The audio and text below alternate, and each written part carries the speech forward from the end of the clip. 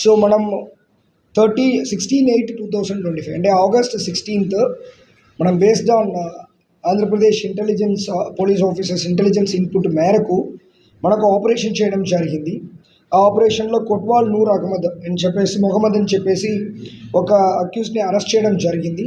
దేన్ని బేస్ చేసుకుని అరెస్ట్ చేశామంటే జైసీ మొహమ్మద్ అనే ఇంపార్టెంట్ పాకిస్తాన్ ISI గ్రూప్తో పాటు వాళ్ళు టచ్లో ఉన్న బేస్డ్ ఆన్ ఎవిడెన్స్ మేరకు ఆ వ్యక్తిని 16/8/2025 మనం అరెస్ట్ చేసి 170/25 అయిన కేసుని మనం ధర్మవరం 1 టౌన్ పోలీస్ స్టేషన్లో రిజిస్టర్ చేయడం జరిగింది.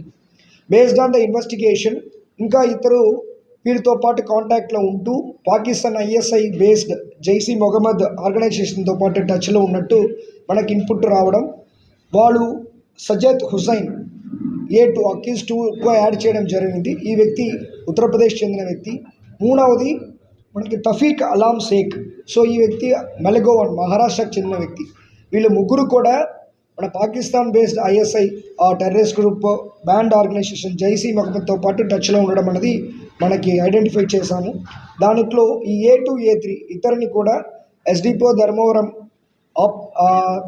టీంతో పాటు మనం ఉత్తరప్రదేశ్కి ఒక టీము, తర్వాత మహారాష్ట్రకు ఒక టీం పంపించడం జరిగింది. ఈ రెండు టీం కూడా ఇతరుని కూడా సక్సెస్ఫుల్గా పికప్ చేయడం జరిగింది. దీంట్లో సజ్జద్ హుసైన్ అనే వ్యక్తి దగ్గర ఈ సింగిల్ లాంగ్ బ్యారల్ గన్ని కూడా మనము సీజ్ చేయడం జరిగింది. ఈ పర్టికులర్ గన్ కూడా జిహాద్ బేస్ చేసుకొని వాడడానికైనా ఎవిడెన్స్గా మనకు దొరకడం జరిగింది. దాంతోపాటు అమ్యునిషన్స్ కూడా సీజ్ చేశాము. వీళ్ళ దగ్గర నుంచి మొబైల్స్ కూడా సీజ్ చేయడం జరిగింది. ఈ మొబైల్స్లో ఈ సజ్జద్ హుసైన్ అనే వ్యక్తి పాకిస్తాన్లో ఉన్న టెర్రరిస్ట్ ఆర్గనైజేషన్తో పాటు వీడియో కాల్ మాట్లాడేందుకు అనే ఎవిడెన్స్ కూడా మనకి దొరికింది. సో ఇతరుని అక్కడ ప్రాపర్గా ట్రాన్సిట్ రిమాండ్లో ఇక్కడ మన కోర్టు దగ్గర ప్రొడ్యూస్ చేయడం అనేది జరుగుతాయి ఈ ప్రెస్ మీట్ తర్వాత. దీంట్లో ఏంటంటే మనకి ఈ పాపులర్ ఫ్రంట్ ఆఫ్ ఇండియా అంటే PFI అంటారు, అదొక బ్యాండ్ ఆర్గనైజేషన్.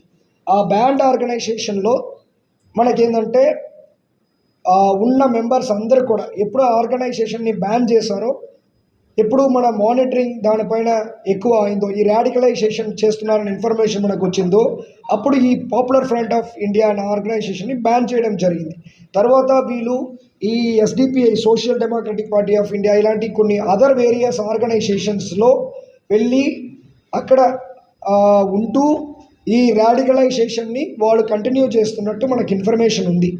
సో దానిపైన మన Andhra Pradesh police along with intelligence డిపార్ట్మెంట్తో పాటు మన క్లోజ్ మానిటరింగ్ అనేది చేస్తున్నాము. రెండవది ఏంటంటే ఈవెన్ ఇక్కడ ఉన్న యూత్ కూడా